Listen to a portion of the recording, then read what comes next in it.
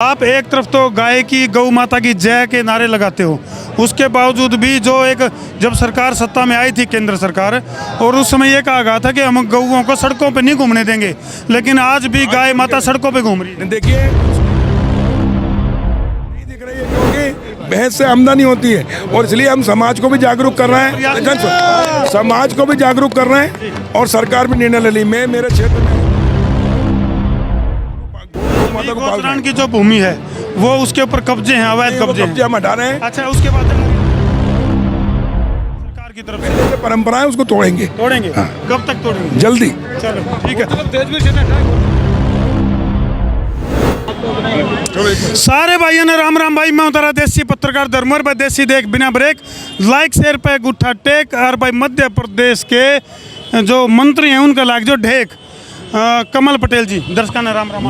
राम राम साहब। तो कमल पटेल जी स्पेशल न्योंदा पे आप भी बेंगलुरु की धरती पर पहुंच गए, और अंतर्राष्ट्रीय जाट संसद द्वारा जो प्रोग्राम ऑर्गेनाइज किया गया था प्रवासी जाट अधिवेशन, प्रोग्राम किसा लगा? पहले तो इसकी खूबसूरती के बारे में बताइए। देखिए, हमारे राजस्थान के दो सपूत, दो युवा, दो हमारी जाट समाज की भुजाएं हैं, एक RS पलसानिया और एक PS कलसानिया। पलसानिया और कलवानिया की जोड़ी ने धूम मचा दी, और अंतर्राष्ट्रीय जाट अधिवेशन उन्होंने कराया, प्रवासी भारतीयों का सम्मेलन, और वो भी दक्षिण में बेंगलुरु में, और हजारों की संख्या में यहाँ पूरे देश के और विदेश के जो जाट समाज के लोग हैं, जो सामाजिक काम करते हैं, वो यहाँ एकत्रित हुए, और बहुत ही अच्छा आयोजन हुआ। हमारे महामहिम राज्यपाल महोदय गुजरात आचार्य देवव्रत जी आए, केंद्रीय पूर्व मंत्री बीरेंद्र सिंह जी, और हमारे संजीव बालियान जी, हमारे रणजी चौटाला जी, और सब लोग इकट्ठे हुए हम लोग, और समाज को एक संगठित करते हुए शिक्षा के क्षेत्र में बेटियों की पढ़ाई के लिए। और जाट समाज हमेशा देशभक्त समाज रहा है, परोपकारी रहा है, पुरुषार्थी रहा है, स्वाभिमानी रहा है, चरित्रवान और देशभक्त है, और उसके कारण देश के लिए जीने वाला और देश के लिए जरूरत पड़े तो मरने वाला समाज है। ये चार चीजें आपने अपने उसमें वक्तव्य में भी रखी थी।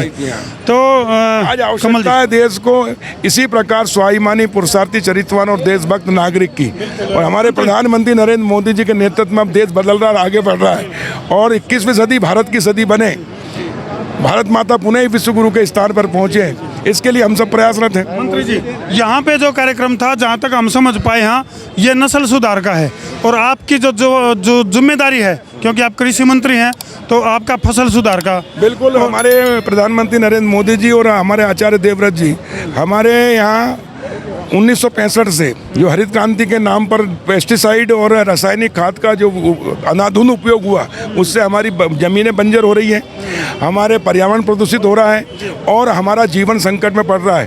पंजाब हरियाणा में अब ज़मीन भी बंजर हो रही है, और कैंसर के पेशेंट बढ़ रहे हैं। ये ना बढ़े, हमारी मिट्टी बचे, हमारा पर्यावरण बचे, और हमारे आने वाली पीढ़ी बचे, इसलिए हमें गौ माता की रक्षा करना होगी। गौ आधारित खेती, देसी गाय से गोबर से खाद, गोमूत्र से दवाई और वनस्पति से दवाई बनाकर खेतों में डालना होगा, और जो उत्पादन होगा, जो खाद्यान्न, वो उससे व्यक्ति खाएगा तो स्वस्थ रहेगा, और स्वस्थ व्यक्ति ही भारत को शक्तिशाली, समशाली, व्यवसायी बना सकता है। कमल जी, आप एक तरफ तो गाय की गौ माता की जय के नारे लगाते हो, उसके बावजूद भी जो एक जब सरकार सत्ता में आई थी केंद्र सरकार, और उस समय ये कहा गया था कि हम गौओं को सड़कों पे नहीं घूमने देंगे, लेकिन आज भी गाय माता सड़कों पे घूम रही है। देखिए, उसके लिए समाज भी दोषी है। जब तक गाय दूध देती है तब तक हम उसको घर में पालते हैं, और गाय ने दूध देना बंद किया। कोई भैंस सड़कों पे घूमती हुई दिख रही है? कोई भैंस सड़कों में घूमती हुई दिख रही है? नहीं दिख रही है, क्योंकि भैंस से आमदनी होती है, और इसलिए हम समाज को भी जागरूक कर रहे हैं, समाज को भी जागरूक कर रहे हैं, और सरकार भी निर्णय ले ली। मैं मेरे क्षेत्र में, मैं हरदा से हूँ, हमने तय किया कि हरदा में एक भी गौ माता, गौवंश रोड पे नहीं रहेगा, उसके लिए गौ अभ्यारण्य बना रहे हैं, हम गौशालाएँ बना रहे हैं समाज के साथ। जब मैं राजस्व मंत्री था मध्य प्रदेश में, तब मैंने 23,000 ग्राम पंचायतें हैं और 52,000 गाँव हैं, उसमें 5% जमीन गोचर भूमि रहती थी। दिग्विजय सिंह ने 3% गरीबों में बांटी थी।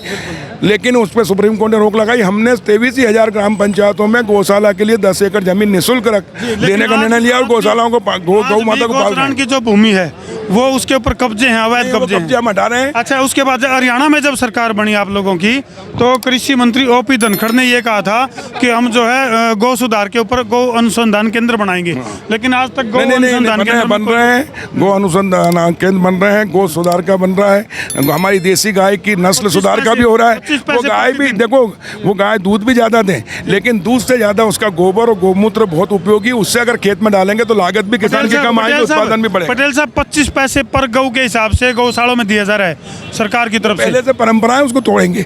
हाँ। कब तक तोड़ेंगे? जल्दी। चलो ठीक है। तेजवीर सिंह ने हटाया, गवर्नमेंट। चलो भाई, तो जी ये अपने मलिक साहब बिल्कुल, अहमदाबाद हाँ, से। मुलाकात हो ली इनसे एक बार। तो भाई मैं पानीपत से हूँ। बिल्कुल बिल्कुल जी। तो फिलहाल जो है हम ये लाइव तस्वीर संसार क्रांति पर बेंगलुरु की धरती पर देखने लग रहे हो। मध्य प्रदेश से जो कृषि मंत्री हैं कमल पटेल जी, उनने साफ तौर पर कहा कि भाई जो पुरानी परंपरा है उन नाम तोड़ेंगे, और फिलहाल गौ नस्ल सुधार के ऊपर भी काम करने की बात कमल पटेल जो कि कृषि मंत्री है मध्य प्रदेश के, उनने यह बात कही है। और बेंगलुरु की धरती पर आके इस कार्यक्रम के जो खूबसूरती है उसके बारे में भी बहुत कुछ कह के गए हैं। तो वीडियो ने जिला के शेयर कर दो भाई, शेयरिंग कर दो बतूर, ताकि समस्या उसके दूर और मजा आवे भरपूर। मैं तारा देसी पत्रकार धर्मू। जय जवान, जय किसान, जय हिंदुस्तान।